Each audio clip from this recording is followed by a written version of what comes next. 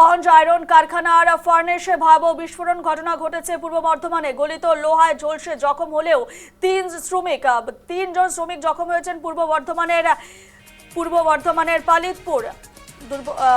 বর্ধমানের পালিতপুর শিল্প তালুকের একটি বেসরকারি স্পঞ্জ আয়রন কারখানায় শনিবার সন্ধে এই দুর্ঘটনা ঘটে। আহতদের মধ্যে পঙ্কজ যাদব এবং উমেশ যাদব নামের দুই শ্রমিককে বর্ধমানের একটি নার্সিং হোমে ভর্তি করা হয়েছে।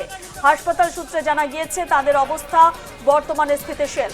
জানা গিয়েছে যে অন্যান্য দিনের মতো শনিবারও কারখানায় কাজ চলছিল। কারখানায় 5টি ফার্নেস রয়েছে, তার মধ্যে একটি ফার্নেস চালু করার জন্য লোহার স্ক্র্যাপ দেওয়া হচ্ছিল। সেই সময় আচমকায় বিকট শব্দে বিস্ফোরণ ঘটে। শ্রমিকদের দাবি যে অতিরিক্ত তাপমাত্রার জেরে ফার্নেসটি ফেটে যায়। গলিত লোহা ছিটকে পড়ে একজন শ্রমিক ঝলসে যান এবং বিস্ফোরণের অভিঘাতে তাঁরা ছিটকে পড়ে আহত হন। খবর পেয়ে বর্ধমান থানার পুলিশ ও দমকলের কর্মীরা ঘটনাস্থলে পৌঁছে পরিস্থিতি নিয়ন্ত্রণে আনেন। আহতদের দ্রুত উদ্ধার করে চিকিৎসার জন্য হাসপাতালে পাঠানো হয়। ঘটনার পর শ্রমিকদের একাংশ কারখানার নিরাপত্তা ব্যবস্থা নিয়ে প্রশ্ন তুলেন।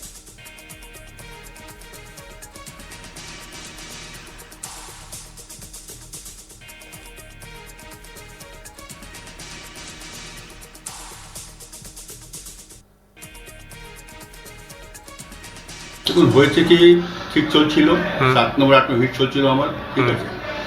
তারপরে আপনার আধ ঘন্টা পরে আমি রুমে এসেছি, ওইখানে মেডিটাল যাচ্ছে টেম্পারেচার একটু বেশি নিয়ে নিচ্ছে, ঠিক আছে। সেখানে কি পাঞ্চার হয়ে গেছে, তো ওকে আবার নিয়ে মেটালটা আবার ওখানে নিচ্ছিল, সেই জন্য ভাটিটা মানে ভাটিতে মাল ছিল না, আওয়াজ করে গেছে।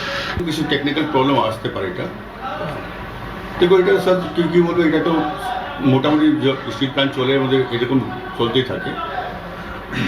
দুটো লোকে হালকা চোট লেগেছে, আমরা নার্সিংয়ে পাঠিয়ে দিয়েছি, ঠিক আছে। ট্রিটমেন্ট হচ্ছে, মানে ওই ছেলেগুলোর সঙ্গে কথা বললাম, ওরা বলছে কি না আমার কিছু হয়নি, আমার সব ঠিক আছে।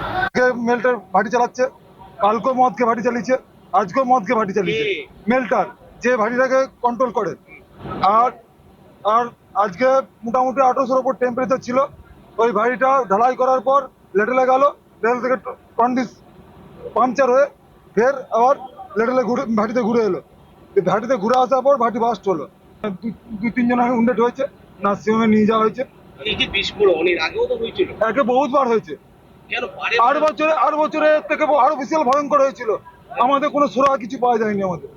আমি চাইছি সব মানুষের যেন, শ্রমিক ভাইদের যেন সবাই সুরক্ষা হয়, ঠিক আছে। সব কিছু আমরা যেন সব কিছু পাই, সমস্ত ওয়ার্কার।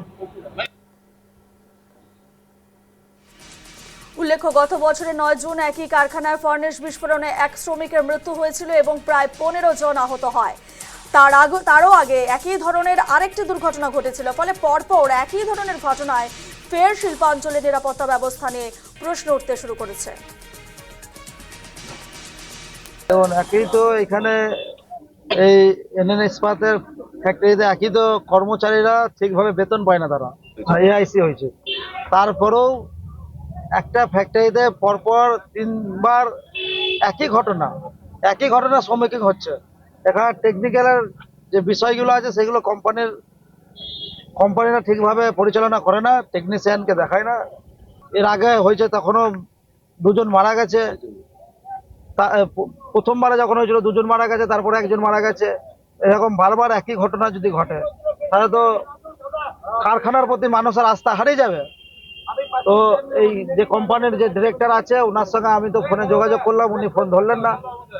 তো বিষয় যেটা আছে, এরকম হতে থাকলে আমরা আমাদের রাজ্যের মুখ্যমন্ত্রীকে অবশ্যই বিষয়টা জানাবো এবং ওনাকে বলে যাতে কোম্পানির ব্যবস্থা হয়, যাতে প্রয়োজন হলে এই কোম্পানি বন্ধ করার প্রয়োজন হলে করতে হবে।